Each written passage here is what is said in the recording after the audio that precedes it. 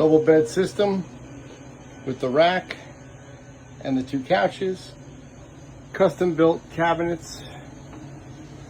Converter is working.